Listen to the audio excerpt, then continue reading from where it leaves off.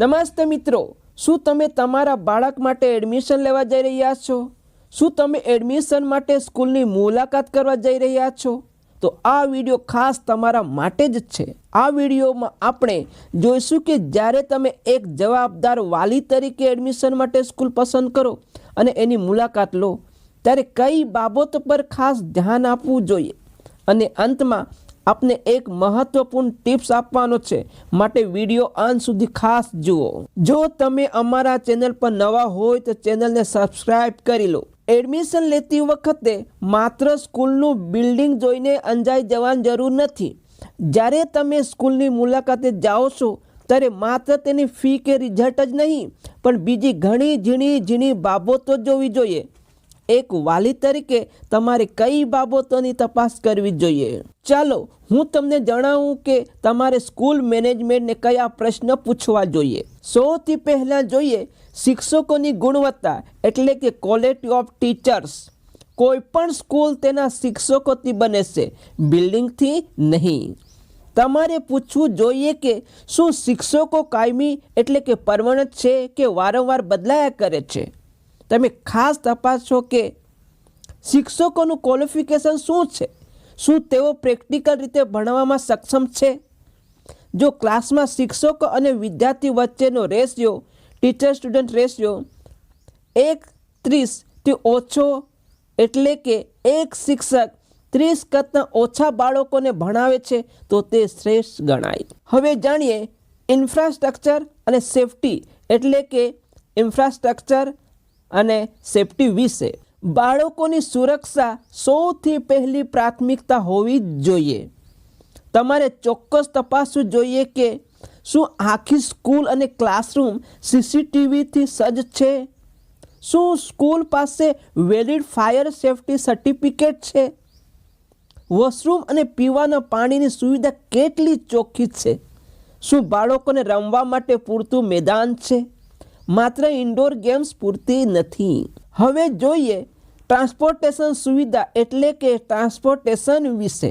School ઘરથી બહુ દૂર ન હોવી જોઈએ. તમારે જાણવું જોઈએ કે શું સ્કૂલ બસ કે વાનમાં જીપીએસ ટ્રેકિંગ છે?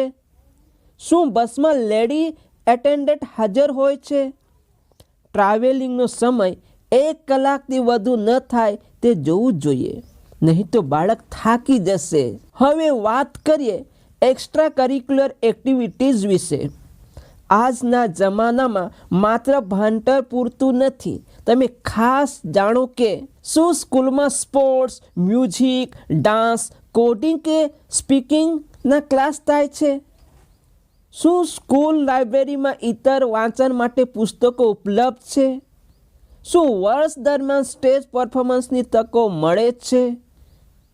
આ બધું તમારે તપાસ કરવું જોઈએ. હવે જાણીએ છુપાયેલા ખર્ચ, એટલે કે હિડન કોસ્ટ વિશે. ઘણીવાર ફી સ્ટ્રક્ચર જોઈને આપણે એડમિશન લઈ લઈએ છીએ, પણ પછી ખબર પડે છે કે ખર્ચ ઘણો વધારે છે.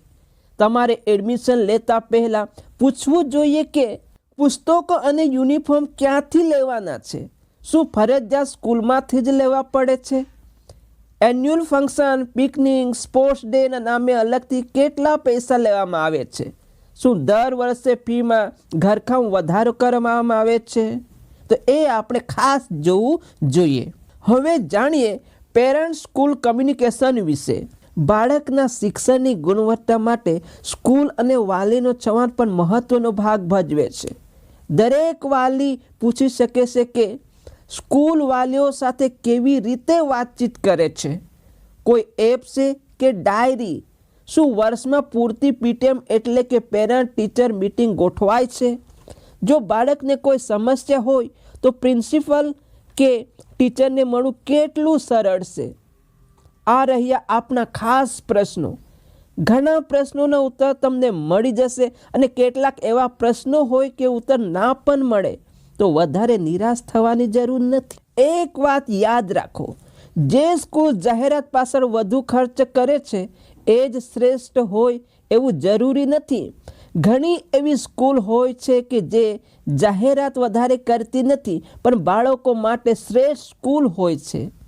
અંતમાં તમને એક ટિપ્સ એ છે કે તમે એ સ્કૂલમાં ભણતા બીજા બાળકોના વાલીઓનો રિવ્યૂ પણ ચોક્કસ લેજો. તે તમને સાચું ચિત્ર બતાવશે.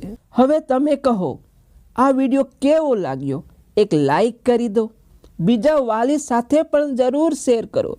હજુ સુધી ચેનલને સબસ્ક્રાઈબ ન કર્યું હોય તો સબસ્ક્રાઈબ કરી દો.